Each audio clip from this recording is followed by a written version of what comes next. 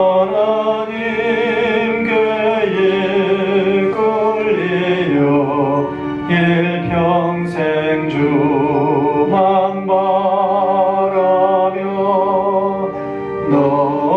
어려울 때 힘 주시고 언제나 지켜주시리. 주 크신 사랑 믿는 자 그 만서 위에 서리라. 너 설레는 맘 가다듬고 희망 중 기다리면서 은혜로우신 주의 뜻과 사랑에 만족하여라. 우리를 불러주신 주 마음에 소원하신다. 주 찬양하고 기도하며 내 원분 힘써 다하리. 주 약속하신 모든 은혜 내게서 이루어지리라. 참되고 의지하는 자 주께서 기억하시리.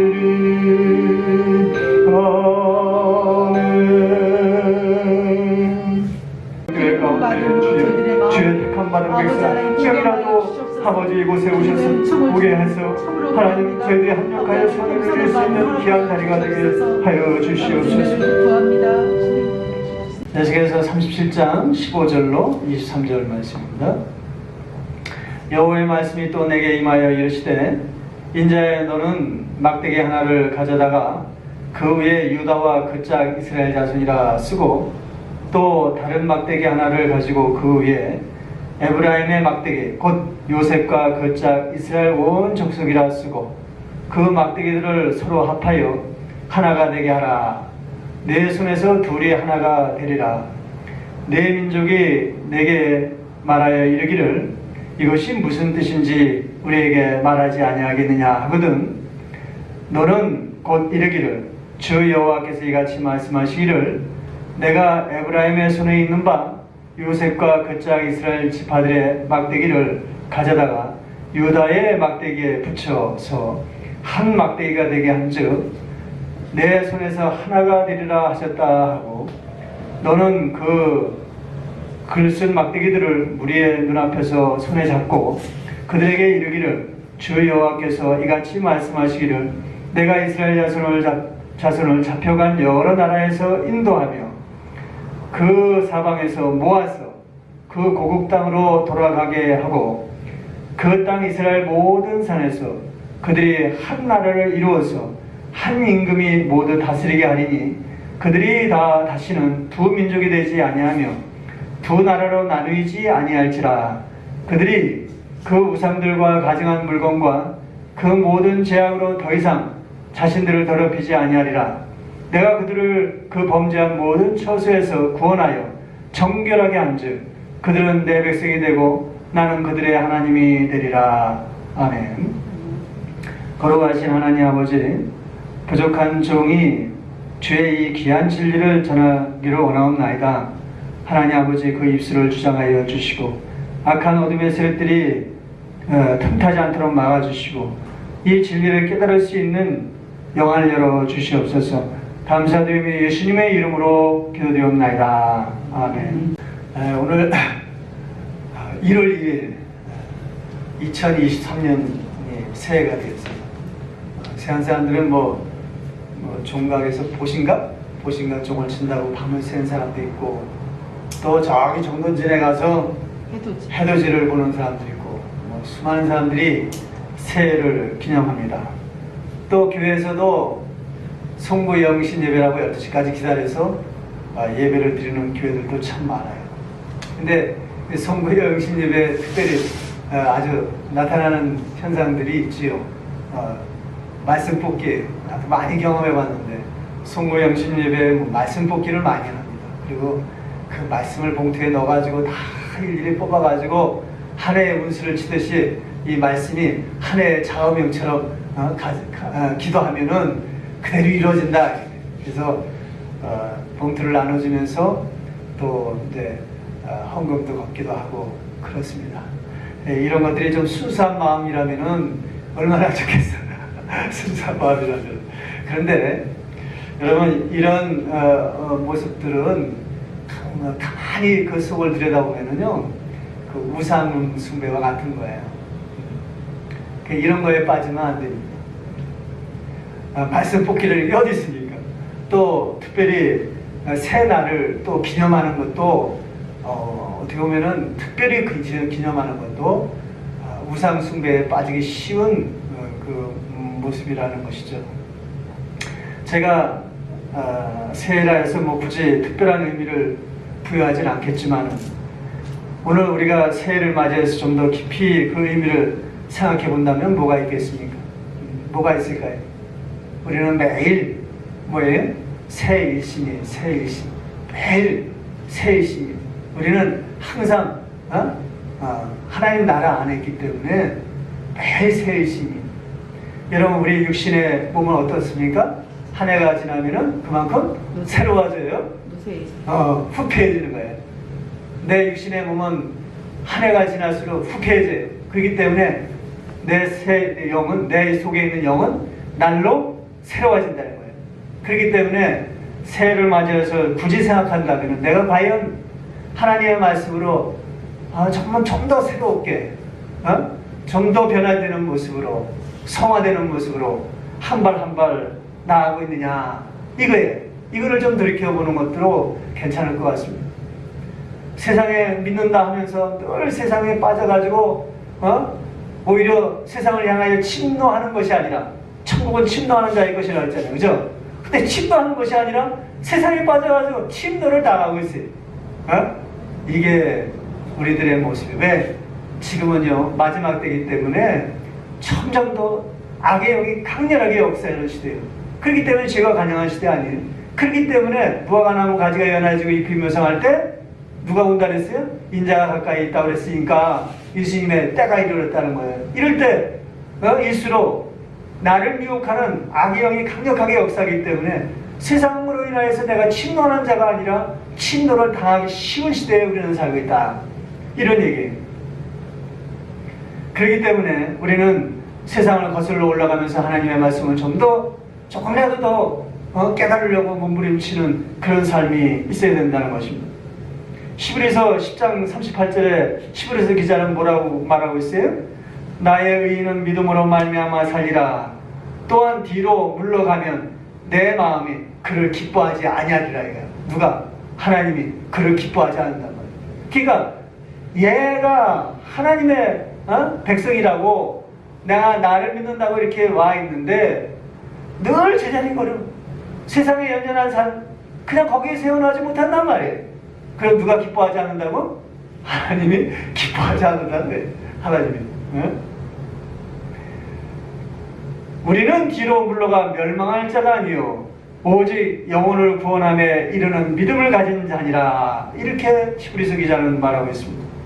오늘 새해가 시작되는 이 시점에서 우리 스스로가 새로운 피조물이라는 자신의 정체성을 다시 한번 좀 되새겨볼 필요가 있다는 말씀이에요.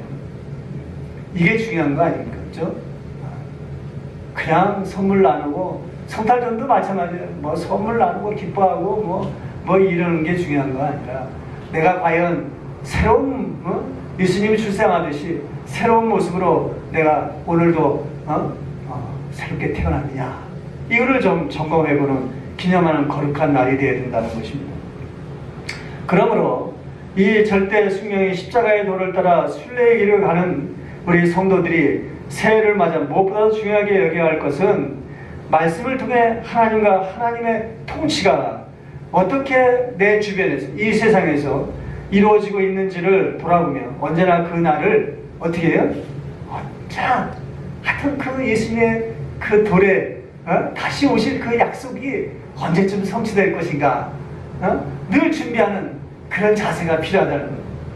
이 자세가 없이 새해를 맞는다면 그건 의미가 없어요. 우리 그리스도인들은 새해는 뭐 우리 자식이 잘 되고 사업이 잘 되고 그래야지만이 하나님께 영광을 돌리다, 이런 어떤 거래적인 신앙은요 아무 의미가 없어요. 내가 과연 영적으로 새로워졌는가, 이거를 좀 점검해 볼 필요가 있다는 것입니다. 이런 의미에서 보면 우리가 각자의 삶과 생각을 하나님의 말씀을 통해 이해하는 관점이 매우 중요합니다. 뭐가 됐든지 간에 우리는 무조건 하나님의 관점에서 내 삶을 돌아봐야 하는 거예요. 왜 그렇습니까? 나와 세상은요 하나님의 구속 역사의 한 줄기를 타고 흐르기 때문에 내가 그 안에서 구원을 받았기 때문에 그래요. 여러분, 신앙이라면 모름지기, 신앙이란 모름지기, 이 세상에서 그냥 있다가 구원받은 게 아니라 하나님의 구속 역사를 통하여서 여러분들이 구원을 받은 거예요. 이걸 분명히 알아야 돼요. 그렇기 때문에 구속 역사는 왜? 하나님이 계획하시고 어떻게 해요? 통치하시고 성취하시는 거예요. 그렇기 때문에 어떻게 해요? 내 자신이 하나님의 손길 안에 있다라는 관점이기 때문에 내가 살고 있는 이 시대를 하나님의 관점에서 이해하도록 해야 된다는 것입니다. 그렇지 않으면 내 삶을 내 생각에 의해서 이해된다면 그건 반드시 어떻게 해요? 분명하게 왜곡된 신앙으로 변질될 수밖에 없는 거예요. 인본주의적인 신앙으로 변질될 수밖에 없어요. 그건 분명히 여러분들이 이걸 명심해야 됩니다. 인본주의적인 신앙으로 변질될 수밖에 없어요. 아까 말씀드린 대로 율법주의적인 그런 신앙으로 변질될 수밖에 없다는 것을 명심해야 되는 거예요. 따라서 오늘 저는요, 오늘 본문 들어가기 전에 오늘 오전에는 내가 서론에 대한 얘기만 하고 마치겠습니다. 오늘 본문 설명드리기 전에 한 단어를 제가 소개를 할까 합니다. 여러분들이 많이 들어봤던 단어예요. 그 단어는 바로 이스라엘이라는 단어예요. 이스라엘이란, 여러분 이스라엘이란 말을 많이 들어봤지만 이게 무슨 뜻인가? 하나님은 이스라엘이라는 이름을 매우 사랑하십니다. 여러분, 왜 하나님은 이스라엘이라는 이름을 매우 사랑할까요? 여러분, 이스라엘이라는 뜻이 뭡니까? 물론 야곱이 분이엘에서 여호와의 사자와 그냥 너무나도 원통하니까 그냥 여호와의 사자를 붙잡고 그냥 놓지 않고 그냥 같이 겨루어가지고 싸워서 이겼다 해서 뭐 이스라엘아 이렇게 이름을 줬다고 하지만은 이스라엘이라는 이름의 뜻은요 다양하게 우리한테 전달되고 있습니다. 예를 들어가지고 뭐 이스라엘 하면은 뭐 하나님이 다스리는 다스림을 받는 자, 또 하나님의 복을 받은 자, 이런 뜻이에요. 여러분, 또 하나님의 백성 이런 뜻도 있습니다. 이 한마디로 정의한다면은 이 이스라엘은 구원의 시작인 동시에 하나님의 구속 역사에 나타난 구원의 마지막이 되는 거룩한 이름이라고 할 수가 있습니다. 이스라엘 하면은 일단 복 받은 자라는 뜻이에요. 여러분들이 바로 복 받은 자예요. 여러분들이 바로 이스라엘이에요. 이 의미를 우리가 알아야 돼요. 구약에 그냥 그 나타나는 이스라엘 백성이 그것으로 끝나는 게 아니라 하나님이 이미 여러분들의 이스라엘 백성이라는 개념으로 구속 역사를 써내려가고 있다는 것이죠. 그렇기 때문에 이스라엘이라는 이 의미는요, 하나님이 최종적으로 성취하실 거룩한 이름이라고 할 수가 있습니다. 다시 말해서 이스라엘은요, 우리 택자들의 처음이요 마지막에 있을 영광스러운 이름이라고 우리는 이해해야 되는 거예요. 여러분, 이걸 좀 여러분들이 깊이 좀 숙지해놔야 됩니다. 여러분, 제가 늘 구약의 사건을 강조하고 깊이 이해시키는 목적이 바로 여기에 있습니다.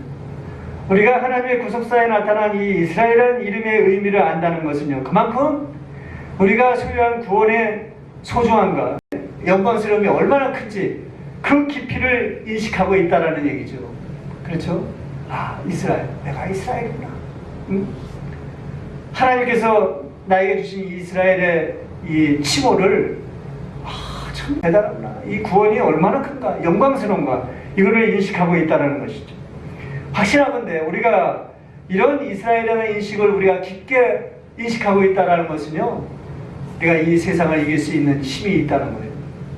어떤 풍랑이 몰려와도 우리가 충분히 견딜 수 있는 그런 정체성이 생긴다는 거예요. 이걸 여러분들이 아셔야 됩니다. 무엇보다도 오늘 본문과 이 영광스러운 이름인 이스라엘은 매우 깊은 연관성을 가지고 있음을 미리 말씀을 드립니다. 한번 살펴보겠습니다. 여러분 알다시피 이스라엘이라는 이름은 야곱으로부터 시작되죠? 그렇죠? 그러므로 우리는 이 이스라엘을 깊이 이해하기 위해서는 누구를 좀 알아야 돼요? 하나님의 구성 역사에 나타난 야곱의 삶을 먼저 이해를 해야 돼요. 여러분 이제 이렇게 얘기하면 여러분들이 성경 읽기 좀 편하겠죠? 아, 성경 읽다 보면 여기 읽다 저기 읽다 보면 이게 어떻게 고리가 연결되는지를 몰라. 그렇지? 그렇기 때문에 여러분들한테 제가 늘 말씀드리지만은 여러분 이 설교라는 건요, 여러분들한테 감동을 주기 위해서 설교하는 게 아니에요. 여러분들이 각자 삶에 여러분들이 말씀을 접하고 이럴 때 이 도와주는 거예요. 말씀을 이해하고 말씀을 삶 가운데 적용시킬 수 있도록 도와주는 역할이 바로 이 설교예요. 바울의 설교라든가 누구의 설교를 우리가 보더라도요, 절대적으로 여러분들한테 감동을 주기 위해 설교하는 내용 그 모습이 없어요. 하나님의 말씀, 하나님의 뜻이 무엇인가 이걸 분명히 드러내고 각자 삶에서 그 말씀을 깨달았을 때 감동을 받는 것이 이 강단에서 들려지는 설교의 기능이라고 할 수가 있습니다. 우선 야곱은 예수님의 모형적인 인물인 이삭의 쌍둥이 자식으로서 첫째인 에서 다음에 나온 둘째 아들입니다. 그렇죠? 그런데 이 쌍둥이들은요, 하나님의 구속사에서 불택자와 택자를 가리는 상징성을 가진 인물들이라고 할 수가 있습니다. 에서는 무슨 상징성을 가지고 있어요? 에서는 첫째 아들이지만 불택자의 상징성을 가지고 있어요. 대표성을 가지고 있다. 야곱은 택자의 대표성을 가지고 있단 말이에요. 그래서 야곱의 삶은 성령시대, 오늘날에는 택자와 불택자가 분명히 가려지는 시대라고 그랬죠? 그렇기 때문에 야곱의 삶은 성령 하나님의 시대를 나타낸다. 제가 이렇게 말씀을 드린 바가 있습니다. 그래서 그런지 에서의 삶은 본성적으로 육적, 세속적 모습으로 나타나는 것을 볼 수 있죠? 그렇지 않습니까? 반면에 야곱은 어떻습니까? 비록 둘째로 태어났지만은 형이 가지고 나온 이 장자권의 중요함을 알고 있었어요. 그래서 태어날 때 어떻게 했어요? 어떻게든 먼저 나오려고 에서의 발 뒤꿈치를 붙잡고 그냥 발치를 붙잡고 막 몸부림치면서 나왔잖아요. 그러나 결과적으로는 에서가 먼저 나오고 말았어요. 그런데 본성적으로 장자권에 대한 소중함을 알지 못했던 에서는 어떻게 해요? 늘 망동된 삶을, 거룩한 삶을 살지 않았어요. 장자에 합당한 그런 삶을 살지 않았어요. 육적이고 아주 그 본능적인 그런 삶을 살게 됐습니다. 그래서 이 에서의 망동된 행동을 틈타서 그 에서의 이 장자권을 야곱은 아주 교묘한 방법으로 쟁취하지요. 그래서 야곱의 이름의 뜻이 뭐라고요? 야곱의 이름의 뜻이 뭐라고 그랬어요? 속이는 자. 이렇게 전해지고 있어요. 속이는. 이런 것도 여러분들이 숙제에 놔야 돼요. 속이는 자다. 이렇게 있어요. 그래서 이 에서와 야곱을 우리가 보면은 예수님께서 말씀하신 대로 먼저 된 자가 나중되고 나중된 자가 먼저 된다 이게. 먼저 된 자가 나중된 자를 섬긴다 이게. 이 원리가 여기에서부터 시작되는 것입니다. 그래서 에서는 첫째 아담이고 야곱은 둘째 아담의 역할을 하고 있는 거예요. 구속사적인 의미는 원리는 그렇습니다. 그 후 그야말로 야곱의 삶은 약속 있는 자였지만은 현실적으로는 어떤 삶을 살았어요? 험악한 삶을 살게 되었습니다. 그럼에도 불구하고 하나님은 그와 동행하는 그런 축복된 삶을 보장해 주셨다라는 것입니다. 그런데 그에게 하나님은 이렇게 그 험악한 삶 가운데에서 새롭게 갱신된 의미로 야곱이라는 이름을 뭘로 바꿨어요? 이스라엘이라 이렇게 바꿔주셨습니다. 여러분, 성경에 이렇게 자신의 이름이 새롭게 갱신된 경우가 몇 번 있어요. 예를 들어가지고 아브라함이 뭘로 바뀌었습니까? 아브라함이로 바뀌었어요. 그래서 아브라함은 큰아버지 그런 뜻이에요, 단순하게. 그런데 아브라함이라고 이렇게 이름을 바꿈으로 인해서 열국의 아버지다, 이게 믿음의 조상의 역할을 하게 했단 말입니다. 또 신약에 와서는 대표적으로 누가 이름이 바뀌었습니까? 사도 바울. 그렇죠. 사울이 바울로 바뀌었어요. 그래서 율법에 능통했던 이 사울이 이방인의 사도, 그리스도의 사도로서 바울로 이름이 바뀌었단 말이에요. 여러분, 베노니가 베냐민으로 바뀐 것처럼 우리도 이름이 바뀐 거예요. 이걸 여러분들이 아셔야 합니다. 그 외에도 비슷한 경우들이 많이 있지만 그 외에는 설명을 나중으로 미루겠습니다. 그런데 중요한 것은 이들이 모두 하나님의 구속사에서 매우 중요한 위치를 차지하고 있다는 점입니다. 즉 그들의 이름이 바뀐 것은 그에 맞는 하나님의 구속적 의미가 있다는 것이죠. 결론적으로 말하면 하나님이 야곱의 이름을 이스라엘로 바뀐 데에는 멀리 신약시대에 새로운 피조물로서 성령으로 거듭난 자들에게 주어질 영광스러운 이름을 염두에 둔 계명이라고 할 수가 있습니다. 아울러 우리가 세속적 이름에 연연하지 않도록 하기 위한 영적인 이름이 새롭게 주어졌음을 증거하는 것이라고 할 수가 있어요. 이는 그들의 삶이 이 세상에 있는 것이 아니라 하나님 나라에 있음을 상기시키기 위한 하나님의 배려이기도 한 것이죠. 그래서 세상에서 험악한 인생을 살아가는 야곱의 삶은 우리 모든 택자들의 삶을 그대로 대변한다고 할 수가 있습니다. 또 이는 야곱이 야곱으로 시작해서 이스라엘로 생활을 마감한 것 같이 우리 성도들도 비록 세상 이름으로 살아오고 있지만은 마지막 때에 하나님의 이름으로 끝날 것을 미리 증거하고 있는 내용이라고 할 수가 있죠. 그런데 하나님은 야곱을 통해 이렇게 선택적인 의미를 두어서 이스라엘이라 하신 후에 또 다른 목적을 가지고 있었습니다. 그것은 그를 통해 선택된 공동체를 만들기 위해서 자신의 구속사를 만들고자 했다라는 것이죠. 이제 야곱을 통해서 하나님의 선택의 백성이라는 이름으로 이스라엘을 주었지만은 그러나 이것으로 끝난 것이 아니라 하나님의 선민에 대한 공동체, 우리에게 선택된 공동체를 알려주기 위해서 자신의 구속사를 열어가고 있다라는 것을 여러분들이 좀 아시기 바랍니다. 여러분, 그 역사적인 배경이 어디입니까? 바로 애굽이에요. 애굽. 오늘은 좀 서론만 제가 한다고 그랬어요. 애굽이에요. 여러분, 이 구속사의 과정을 여러분들이 이해해야지만이 오늘 본문을 이해할 수 있기 때문에 제가 서론을 지금 말씀드리고 있는 거예요. 이 애굽에서 이스라엘이 하나의 거대한 공동체로 성장하게 된 배경이 된 것이죠. 여러분 잘 아시겠지만 그것에서 어떻게 이스라엘 공동체가 형성되었습니까? 이스라엘 공동체가 어떻게 형성되었어요? 야곱의 아들이요, 라헬의 첫 장자로서 야곱의 12아들 중에 가장 야곱의 총애를 받던 요셉이 있습니다. 요셉이 다른 형제들의 시기심을 받게 되므로 애굽 이방 나라에 팔려 그곳에서 정말 노예의 삶을 살 수밖에 없는 처지가 되었어요. 그러나 하나님은 요셉의 이런 불안한 처지에도 불구하고 도리어 요셉을 애굽의 총리로 높이시고 그로 하여금 세상에 하나님만이 참신임을 알리는 계기로 삼았던 것입니다.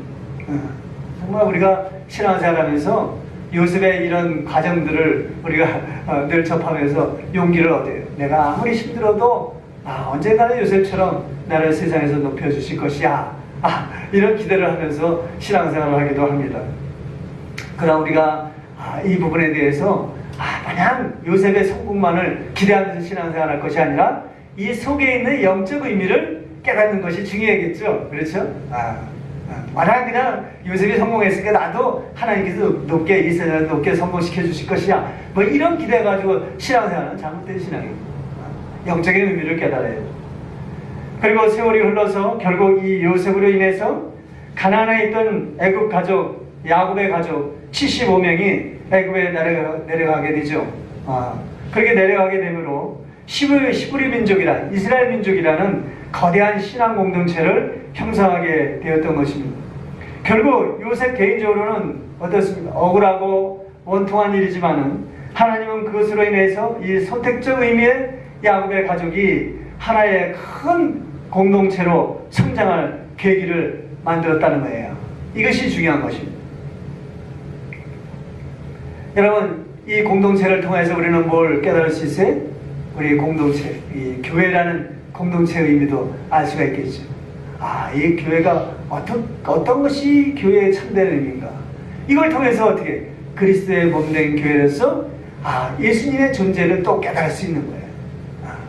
예수님은 그냥 단수가 아니라 그랬죠? 집합명사 단수라 그랬어요. 우리 모든 택자들이 다 예수 안에 들어간 상태에서 참된 한 인간으로 이 땅에 오시는 존재가 된다는 거예요. 여러분, 예수님이 재림할 때는 우리는 다 예수 안에 들어가 있을 때 예수님의 재림과 맞마주치는 거예요. 그것이 바로 슬기로운 다수천의 신앙의 모습이라고 할 수가 있는 것이죠. 여러분, 지금까지 하나님은 애굽에서 믿음의 공동체를 형성하는 과정을 말씀을 드렸습니다. 자, 이스라엘 백성들을, 이스라엘 공동체를, 이 거대한 이스라엘 공동체를 어떻게 했습니까? 광야를 거쳐가지고 가나안 땅이라는 곳을 약속의 땅으로 정하셔서 백성들을 그쪽으로 인도하죠. 그리고 나서는 가나안 땅을 일성해가지고는 어떻게 했습니까? 이스라엘 왕국이라 라는 하나의 나라의 형태를 만들게만, 그렇죠. 그래서 이 이스라엘 나라를 통해서 어떻게 해요? 하나님의 나라가 무엇인가?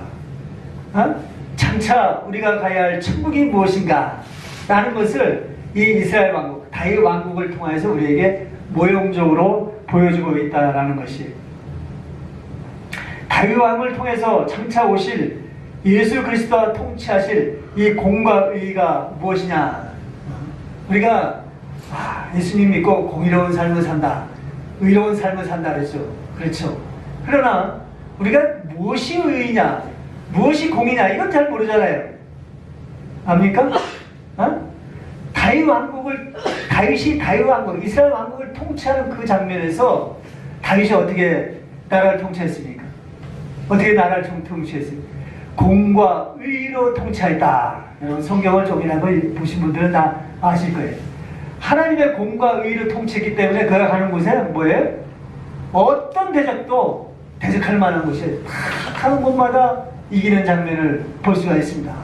그래서 다윗의 삶을 통해서 어떻게 육신으로 오신 예수님을 볼 수 있다는 거예요.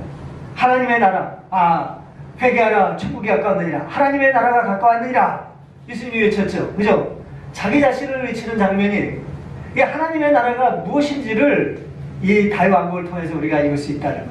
그러니까 우리가 하나님의 나라, 천국 간다 그러지만은 막연하게 천국이 무엇인지도 모르고 갈 수는 없단 말이에요. 그렇기 때문에 하나님께서 우리에게 친절하게도 다윗 왕국을 통해서 하나님의 나라가 무엇인지 이거를 보여주고 있다는 거예요. 여러분들 구약 역사를 통해서 여러분들이 보시면은 그래, 다윗 왕국이 이런 거구나, 하나님의 나라가 바로 이런 거구나, 이걸 알 수 있어요. 여러분, 이거 좀 명심해 두세요. 그리고 오늘 본문을 통해서 이와 같은 믿음의 공동체가 어떤 방식으로 더 완전하게 성취될 것인지 우리들에게 보여주고자 에스겔 선지자에게 또 하나의 묵시를 보여주고 있는 거예요. 그것이 바로 오늘 본문입니다. 먼저 하나님은 에스겔에게 두 막대기를 구하도록 합니다. 그리고 하나의 막대기에는 유다와 그 짝 이스라엘 자손이라 이렇게 쓰고, 또 다른 막대기에는 요셉과 그 짝 이스라엘 온 족속이라 쓰라고 합니다. 특별히 이 두 번째 요셉과 그 짝 이스라엘 온 족속이라 쓴 막대기를 에브라임의 막대기라 이렇게 보세요. 참 어렵죠? 이게 무슨 뜻일까?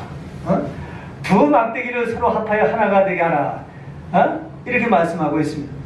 두 막대기 모두 나중에 뭐라고 했어요? 이스라엘이다, 이스라엘 족속이라 이렇게 했죠? 그렇죠? 여러분, 오전에 제가 이스라엘 의미를 말씀드렸던 것처럼 유다와 그 짝 온 이스라엘 온 족속이라, 또 요셉과 그 짝 이스라엘 온 지파들이라, 이렇게 이스라엘 공통으로 했다는 것은 이 두 짝을, 두 막대기를 합해가지고 어떻게 그 목적이, 합한 목적이 뭐예요? 하나의 이스라엘로, 더 나은, 더 완벽한 이스라엘로 다시 다시 갱신시키고 회복시키겠다는 의지가 그 속에 있는 거겠죠. 그렇겠죠?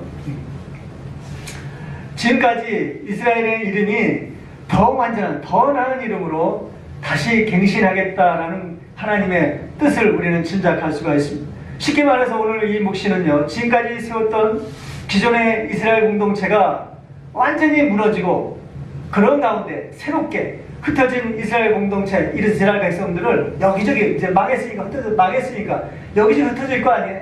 이 흩어진 백성들을 하나님께서 화평의 언약을 다시 세워가지고 한 민족을 이루게 해서 다윗과 같은 큰 왕으로 하여금 견고한 나라로 회복시켜 주실 것을 약속한 내용이라고 볼 수가 있습니다.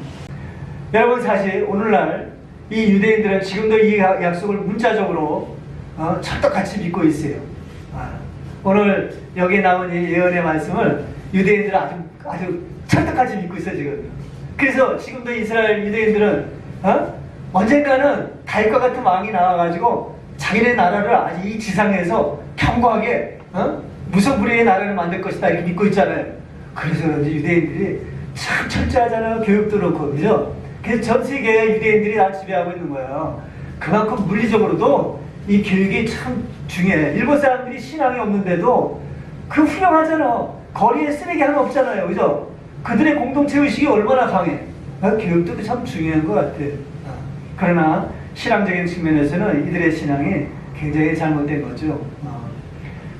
물리적인 형태의 나라를 하나님의 목적으로 한 것이 아니라 보이지 않는 하나님의 세계를 목적으로 해서 이렇게 구속을 끌어나가고 있다는 사실을 그들은 알지 못하기 때문에 예수님을 인정하지 않는 거예요. 유대인들이 지금도. 우리는 하나님의 구속 역사는요, 결코 세상 나라의 형태로 성취될 약속이 아니라는 것을 먼저 명심해야 합니다. 만약에 세상 나라를 목적으로 했다면 예수님께서 무저항 비폭력적인 그런 사역을 했겠어요? 예수님이 말씀하셨죠. 만약 그렇다면 내가 12영을 데리고 와서 이 모든 자들을 다 쓸어버리고 하나님 나라를 세웠지 않겠냐, 이런 말씀을 하고 계시죠. 로마 식민지 가운데 있었어요.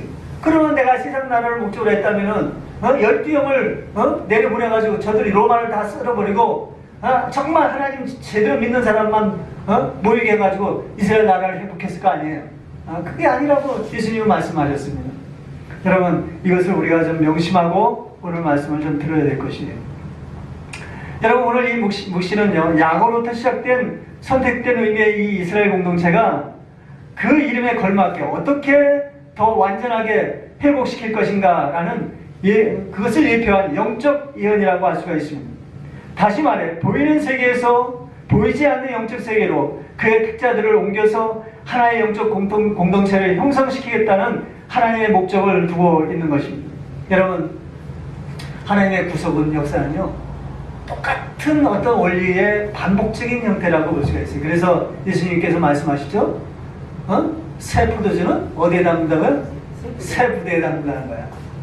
그래서 여기에 비록 이스라엘 공동체를 통하여서, 왕국을 통해서 하나님의 나라의 모형을 만들어 주었지만, 그러나 이거를 보이는 하나님의 이스라엘 나라를 다 무너뜨려버리고 이제는 어떻게 해요? 새로운 영적, 보이지 않는 영적 하나님의 나라로 하나님의 백성들을 옮기는 작업을 하는 거란 말이에요. 그러기 위해서는 어떻게 눈에 보이는 것을 무너뜨려야 되겠죠? 그래서 이스라엘 왕국이 멸망된 겁니다. 그 의미를 이해하기 위해서 우리는 우선 다윗 왕국부터 순차적으로 한번 살펴봐야 합니다. 아까 말씀드린 대로 첫째로 다윗으로 하여금 하나님 나라의 모형인 다윗 왕국을 세워서 이스라엘 왕국이라 이렇게 명명했습니다. 당연히 왕국에는 백성들이 존재합니다. 그렇죠? 그들이 바로 야곱의 12아들의 후손이에요. 이것을 뭐라고 그래요? 12지파라고 그렇게 말하죠. 이 다윗 왕국을 유다 지파인 다윗이 공과 의로 통치한 것이 이스라엘 왕국입니다. 그것으로 하나님의 나라의 의미를 전달하는 모형적인 역할을 하게 한 것입니다. 그런데 여러분, 하나님이 유다 지파인 이 다윗을 들어 이스라엘 왕국을 공과 의로 통치하게 한 또 하나의 이유가 있어요. 이는 지난번에 말씀드린 대로 창세기 49장에 예언된 유다 지파로부터 메시아가 나올 것을 성취하시기 위함이라는 거예요. 이런 이유 때문에 이스라엘 왕국이 멸망한 후에도 많은 선지자들이 다윗의 계보에서 메시아가 나올 것을 여러 군데서 예언하는 것을 우리는 볼 수가 있습니다. 그리고 두 번째로는 안타깝게도 이 하나님의 나라의 모형인 이 이스라엘 왕국을 징계하사 하나님의 불로 분리시키는 작업을 해요. 하나는 다윗의 직계 지파인 유다 지파로 이루어진 남유다 왕국인, 그죠? 남유다 왕국은 유다 지파로만 이루어졌죠. 다른 하나는 10개 지파, 엄밀히 따지면 11개 지파로 이루어진 북이스라엘 왕국입니다. 물론 유다 다윗 왕국이 이렇게 분단된 데에는 솔로몬 왕과 그의 아들 르호보암 왕의 불순종에 그 이유를 둘 수 있다고 할 수 있습니다. 그러나 그것은 초보적이고 표면적인 이해 방식이지 하나님의 섭리적 이해 방식이 아니에요. 그건 그냥 표면에 나타난 솔로몬의 아들 르호보암 왕이 불순종해가지고 이렇게 분리됐잖아요. 그죠? 그건 표면적인 이해 방식이에요.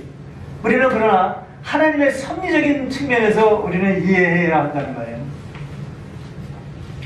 하나님은 하나님의 나라의 모형인 이스라엘 왕국의 멸망을 통해 우리들에게 인간 타락의 실상과 그로 인하여서 최초 아담에게 주어진 이 에덴이 왜 인간 타락으로 인해서 파멸됐는지를 이스라엘 왕국의 파멸로 인하여서 우리에게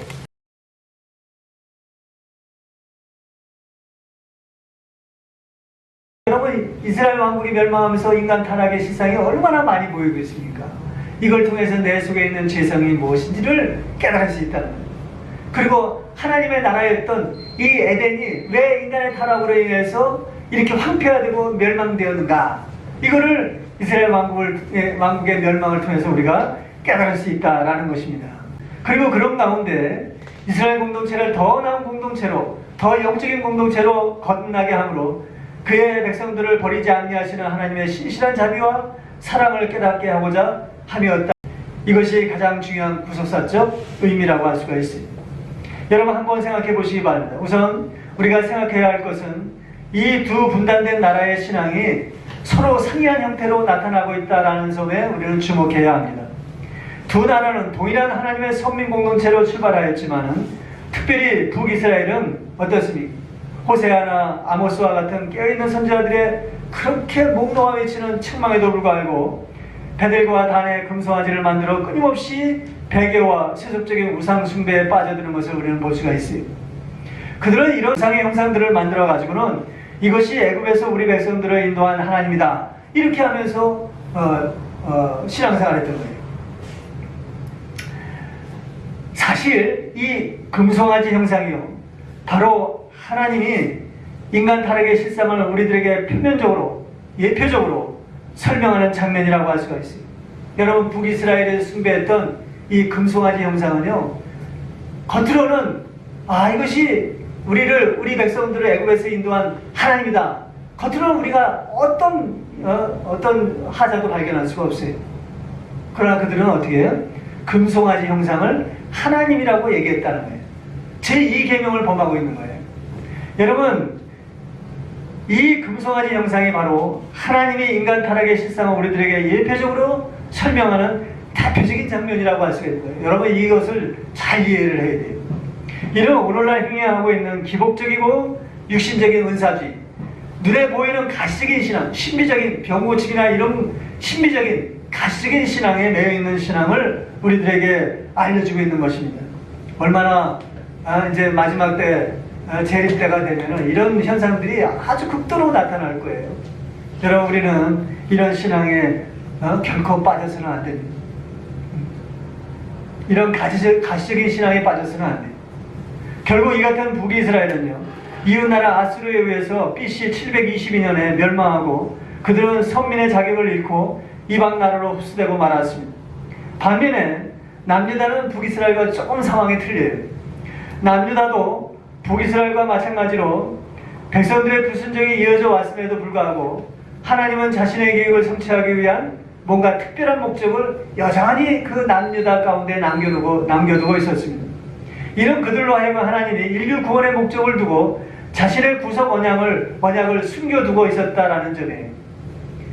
남유다에게만큼은 하나님이 자신의 전통 언약을 지키게 하심으로 인해서 하나님 자신의 이 언약이 어떤 경우에라도 불변하지 않고 그의 섭리에 따라 구원이 성취될 것을 예표해 주시고 있다는 거예요.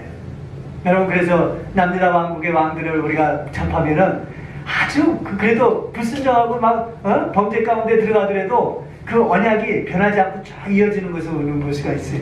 그렇기 때문에 남유다가 BC 586년경에 바벨론에 의해서 멸망을 했음에도 불구하고 그들은 이방의 북이스라엘처럼 이방에 흡수되는 것이 아니라 이방 바벨론 땅에서 70년이라는 포로 생활을 한 후에 다시 귀환하게 하시고 이스라엘 땅에 돌아와서 성전과 성벽을 재건하게 함으로 여호와 하나님을 다시 섬기도록 했다라는 거예요.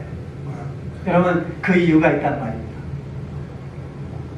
그런데 우리가 여기서 눈여겨봐야 될 것은 다시 이스라엘 땅에 오게 하셔서 성전과 성벽을 재건해서 여호와 하나님을 섬기게 했을지라도 나라는 회복시키지 않았어요. 이스라엘 좀 독립시켜가지고 다윗과 같은 큰 왕이 나타나가지고 그렇게 해서 버젓이 나라를 형성한 다음에 성전과 성벽을 재건해서 여호와를 섬기도록 이렇게 해야 되는데 그렇게 하지 않았습니다. 나라 없는 외세 가운데에서 성전과 성벽을 재건해가지고 여호와를 섬기겠다는 거예요. 여러분, 왜 그랬을까요? 여러분, 지금 이 순간부터, 이 시점부터 하나님께서는요, 우리들에게 영적 하나님의 나라의 시발점으로 삼고 있다는 사실입니다. 이걸 위해서 하나님은 남유다에서만큼은 인류 구원에 대한 자신의 약속을 성취하기 위한 근거를 심어주고 남겨두고 있었다는 거예요. 그래서 남유다 왕국에 대한 의미가 굉장히 중요합니다. 여러분, 하나님이 남유다 왕국에 이와 같은 영적 공동체를 목적으로 한다면 성전과 성벽은 뭘까요? 지난 시간에 제가 말씀드린 대로 오늘날의 말씀과 성령을 의미하는 거예요. 성전은 진리를 말하는 거고 성벽은 성령을 말하는 것입니다. 성벽이라는 건 뭐예요? 뭔가 이렇게 지키는 울타리를 얘기하는 거죠. 우리는 성령의 은혜 가운데 은혜가 있기 때문에 우리가 하나님의 백성으로서 살아갈 수 있는 그런 삶을 살 수 있는 것이죠. 이는 하나님이 어떤 가시적인 조직이나 형태들을 허락하지 않으니 하시고 오직 하나 장차 구원자로 오실 메시아 예수님만을 인정하겠다는 하나님의 뜻이 담겨 있는 것입니다. 눈에 보이는 것이 아니라 말씀을 통해 보이지 않는 하나님만을 아는 영적 공동체, 하나님의 나라를 만들겠다는 하나님의 목적이 그 안에 숨겨 있는 거예요. 그래서 하나님의 나라, 이스라엘 나라를 독립시키지 않았어요. 오직 그 안에서 외국인과 나그네처럼 하나님을 섬기게 했다라는 것이죠. 여러분, 오늘 보면은요, 이렇게 두 나라로 분단된 상황에서 원래 이스라엘에 있던 하나님의 나라를 어떻게 더 나은 영적 공동체로 회복시킬 수 있는가라는 것에 초점을 두고 있는 것입니다. 이것을 이스라엘 왕국이 분단되고 또 이들이 멸망한 폐허 속에서 에스겔 선지자를 통하여 회복의 메시지를 전하고 있는 것입니다.